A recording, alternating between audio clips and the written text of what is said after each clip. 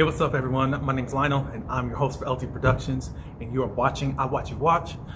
We're covering Zatima. This is season 4, episodes 9 and 10, and it is the mid-season finale. I'm ready to dig into these episodes, but beforehand, I thank everyone for coming to my channel. Like this video. You can also subscribe, and you can leave your comments below. Now, let's get into it. Okay, y'all, so these episodes were pretty good, and I'm enjoying where Mr. Courtney is taking us. I will say right off the top, I thought for the mid-season finale, there would be a lot more hanging of the cliffhanger. Get it? But it didn't happen like I wanted it to happen, but there's still story to continue, of course. Zach did something that was just kind of at the end, but it was just like, well, we're gonna see where it goes from here. However, let's get into it. So we begin where we left off on last week's episodes, where Belinda tells Lori in regards to her being the side chick while they were on break or split up, whatever, fighting. Anyways, Nathan says, while we were fighting and you made me go out in the streets, yes, I was with her. Of course, Lori's upset at first and she's ready to attack Belinda, as we saw on last week's episodes. We then see everyone really holding her back, and she calms, a little bit calms down.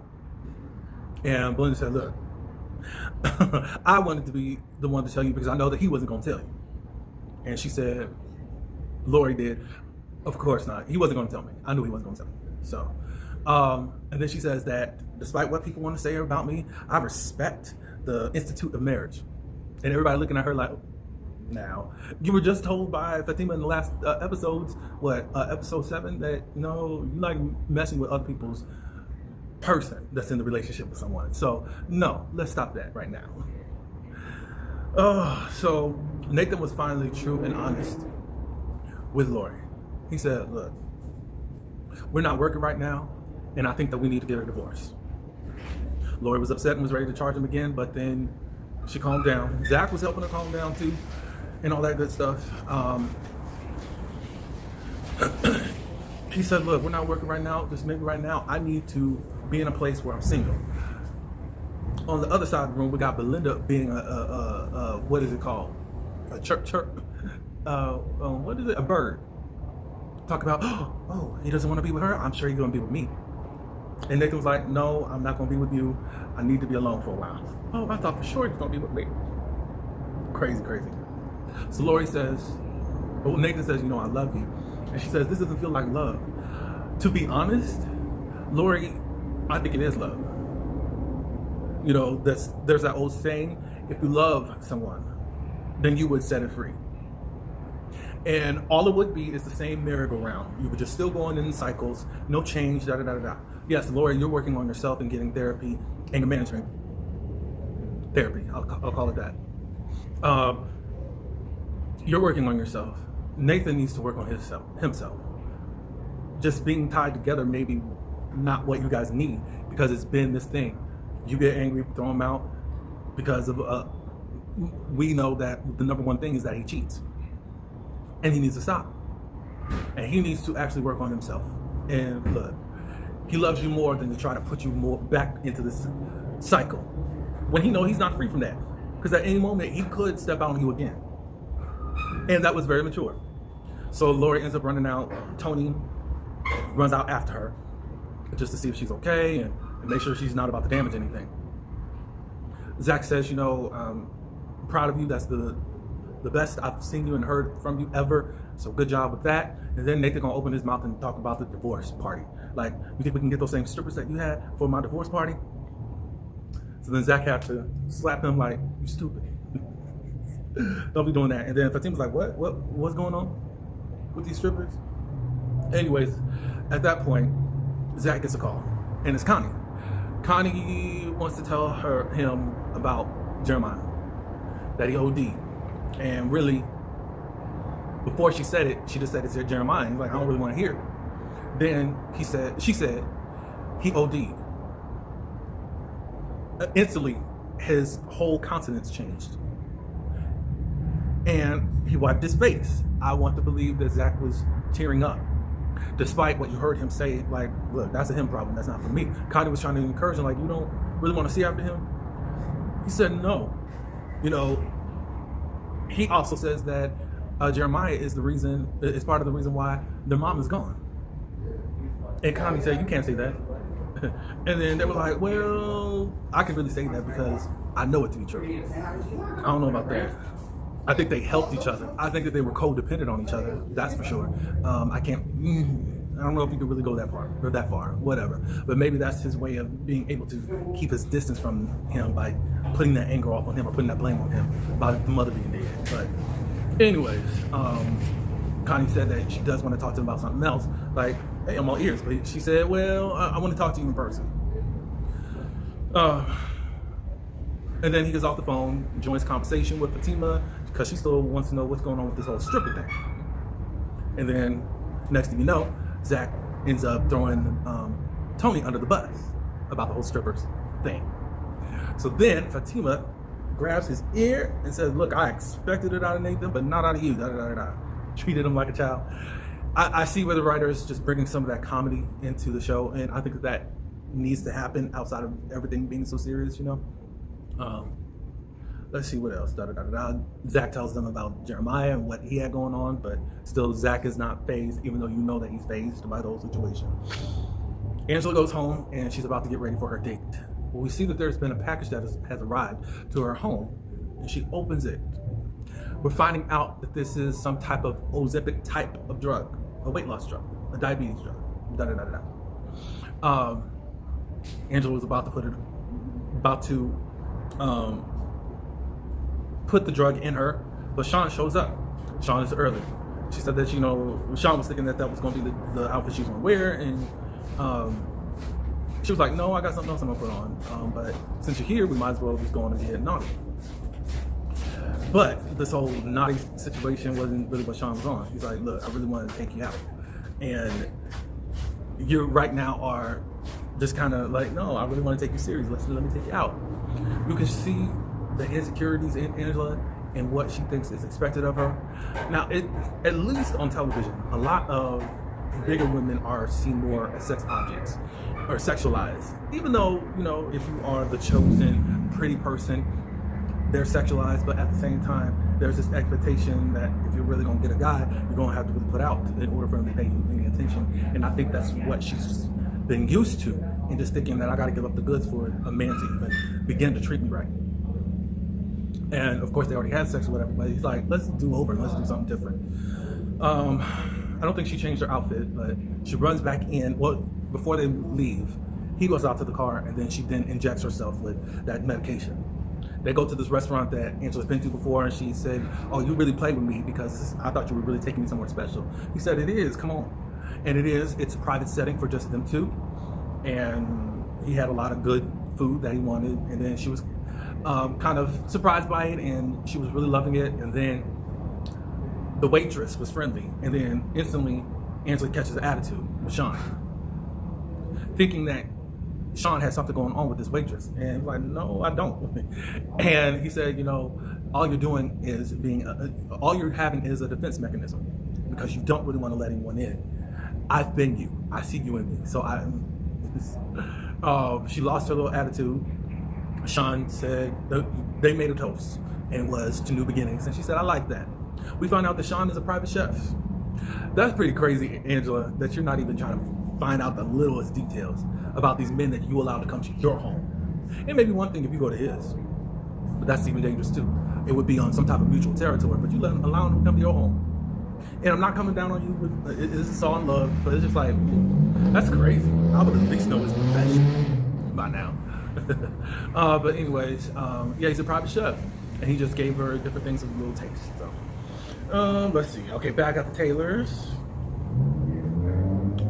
Zach kind of apologizes for some of the stuff that was going on. You know, hopefully you're having a good day. He made sure the house was good. They talked a little bit about Lori. Fatima's like, I don't think it's working. He's like, oh yes, it's working because Nathan would be dead by now. And then he does open up that Lori's part of his anger management class. And she said, I think this is probably, what do they call it? Baby head or whatever you want to call it. I'm sure you probably told me and I just forgot about it. What's for dinner? I don't know. Do you want this? You want that? You know how women are. And then he was like, well, what do you want? Whatever you're having. And you know that's not the case. Now, a lot of women will have what he's having, but want their own thing also. We know that type of mechanism. Fatima, before that actually happened, Fatima does thank Zach and says, thank you for doing and stepping up. You're being the man that I need you to be. I said, thank God for that. Again, Courtney's really giving these type of nuances and things that we would love to see. We'd love to see that out of a relationship. We just can't have this whole Zatima chastising Zach for doing something, you know? Or when they do come together, you know, it's cool when they do. But, you know, I'm glad that they're not one note and we're seeing something else going on. Connie at her apartment wakes up and there's a fire. And she's kind of like lost because the smoke is high and she don't know where her children are. She runs outside and she's like, I can't find my children. I can't see my children, is what she said. Now back at the Taylors, Fatima's about to get the food delivery because that's what Zach ordered. She's about to get it from off the steps. Well, we see that Leslie is out there and she takes the food. She doesn't get too far because Deja catches her, and the next thing you know, Leslie ends up kicking her in the stomach. So, okay, so she's a fighter, so y'all gonna have to be careful with this one. So anyways, Fatima hears all the ruckus. She comes outside, and Deja was like, oh, this woman just came over here and she kicked me. What did she say? She kicked my tubes tied. Lord. Go get Zach. And Fatima's like, no. Look, I don't want to involve Zach right now. And she's like, what are you talking about? Da-da-da-da-da. Just don't say nothing. Can we agree on this? And we'll handle this. Oh, we'll handle this? We'll be a dynamic duo, Deja said. Yeah. How about, we'll be partners, right? Yeah, we'll do that. Yeah, we'll do that. So then Fatima goes in the house and she's feeling a little, you can tell her that something's going on. Baby's kicking and all that, but she's hiding her pain and hiding the actual strength of whatever the pain is, or the level of pain that she's having. And of course, Zach is asking, are you okay? They're like, yeah, da-da-da-da. What was going on outside? She says, well, the delivery man fell. He looks at the food and like, oh, we're gonna have to get some of our money back and all that. So again, Fatima's lying and not saying anything. We cut to the next episode. In the morning, they're getting ready. They're in the bathroom. Zach is flossing his teeth, and he's asking Fatima, like, are you okay? She's like, yeah, what? Well, I didn't really sleep last night. And he was like, oh, that's strange, because you've been sleeping like a bear normally. I don't know, it's just, it's now Fatima's trying to play it off when she knows she's really stressed, especially stressed about this woman, Leslie, and all that. Can I just be in a bamboo? Can I da-da-da-da-da? It's like Zach is trying to effectively communicate with her, and now Fatima's shutting him out. It's normally the other way around. Yeah. So Zach and Fatima, they're going out to the driveway to get into their cars to go to their respective jobs. And of course, Deja's out there waiting for them, and then she's letting on that her and Fatima got a pact going on, and Zach wants to know what that is. Fatima's like, no, we good, you know. And Fatima's like, but anyways, Zach drops it. Jeremiah goes back to the hood and he gets involved with this dealer. He's asking for more drugs, and he's like, look, I'm not no charity dealer. And he's like, look, I'm good for a man. I got an inheritance company. An insurance check. I won't say it's not an inheritance, but you know, it is what it is. Jeremiah thinks that's an inheritance. It's an inheritance. It's something that's being passed down to him, or being awarded to him. Let's see. Then he was like trying to trade some medication in order to get some drugs, but it wasn't of any worth to this dealer. He's like, you trying to give me ibuprofen? What is going on here? You know. So then Jeremiah's still begging for something. So then he said, okay, if I get you high, then you're going to have to work for me. And he said, all right, bet. At the office, Fatima and Angela are talking, and they both say to each other that they're not really feeling too good. Fatima ends up telling her about Leslie showing up at the house and all that. She was like, well, I think you need to really tell Zach what's going on. And Fatima was still stubborn about that. And then Angela finally got her to like, okay, I'll tell him today. okay, Tima. Angela's still looking bad and whatnot. She's like, look, I know you be going on these crazy diets, but you know you just can't just starve yourself. You need to actually eat something. She's like, okay, I'm going to go in the break room and have some toast. And then Fatima's like, I'm gonna come with you. Like, why are you coming with me? Because I gotta make sure that you actually put something on your stomach. Zach. Oh, at Zach's, Bryce, and Preston's office, Zach ended up dropping the ball. He was supposed to be a part of this meeting. He wasn't a part because he got life. Bryce at this point takes his time to lay into Zach like, this is really important and you can't really F it up. And all this stuff, you're doing all this. You also left us hanging at another meeting and da-da-da-da-da. And Zach was like, why are you on me like this? You know I got stuff going on. You're standing there looking at me like a black mama. And then he says, you know I'm disappointed in you. And then you talk to me like a white mama. Crazy. Bryce was like, look, with these deals, you must make them your priority. And Preston comes back in at this point, like, he agrees with him. And then Bryce says, you know why I'm single? You know, my parents ask me every day, why aren't you married? Da, da, da, da, da, da.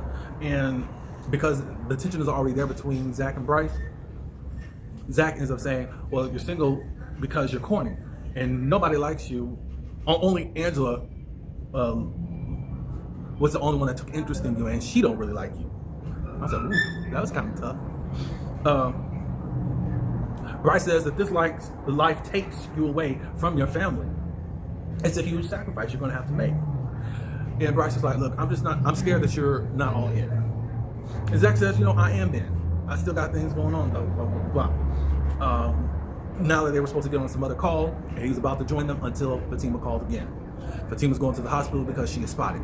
I said, Lord Jesus. So Zach gets to the hospital, and they want to know what's going on. Angela's there.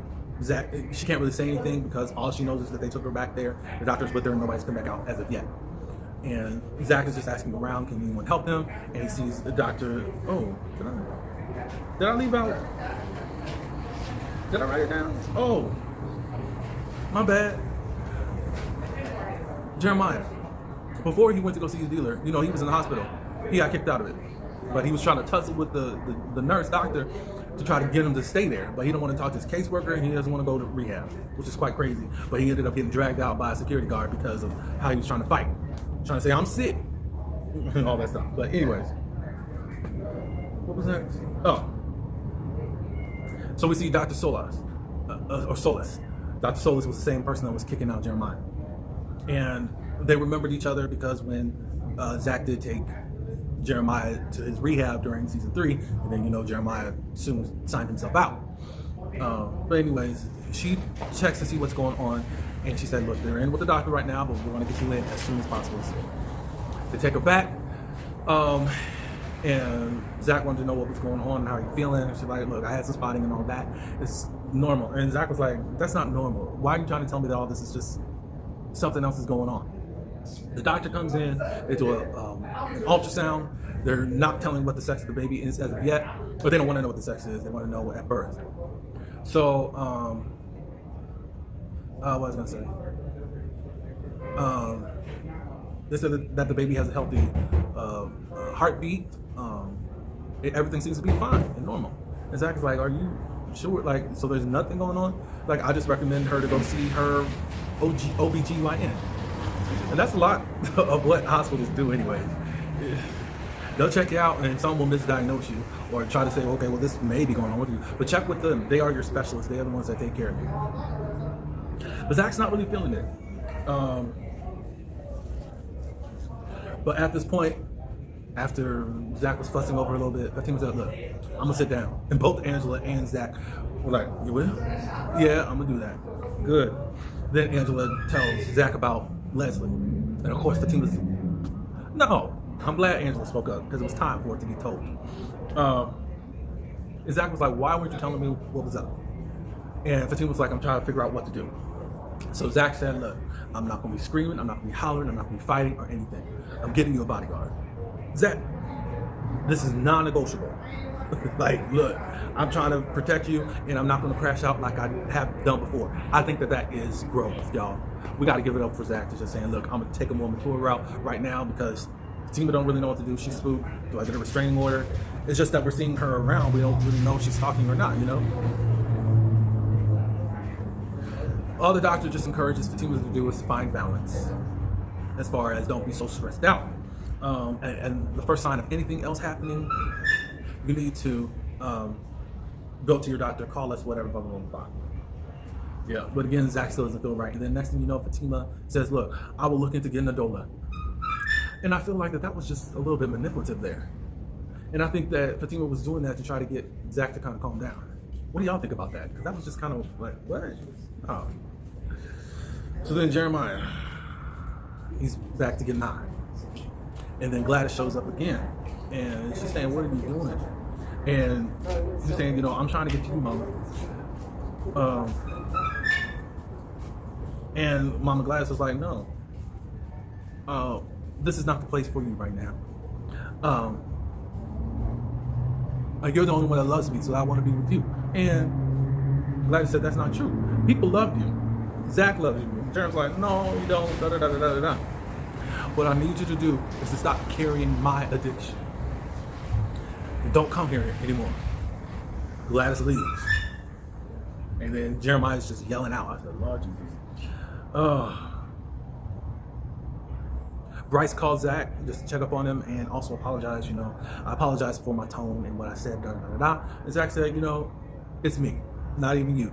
You know, I'm gonna let you know that I'm going to be a man of my word, da da da da. As Zach is putting Zatima in the car, Zatima was like, can we go by the office? And Zach was like, for what? So I can get my laptop, gotta talk to my boss, get this, da da da da. He's like, so you're just not going to take it serious to really getting rest, da da da da da. She's like, yes I am, but I still gotta do stuff, and da da da. And then Zach let it come out of his mouth that you are putting the baby's life at risk. I said, Zach, I think I understand why mates don't tell each other everything. And some things you gotta think through before you actually open your mouth. Both of them are new parents.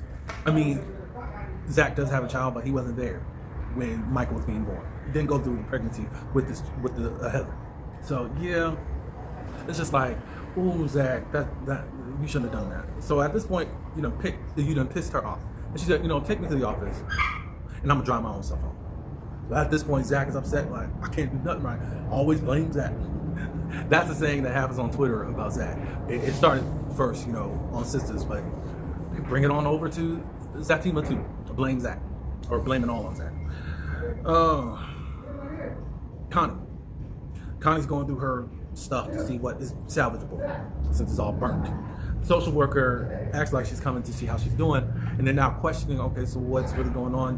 Is there really, she's concerned about the children, and that's her number one priority, da da da da.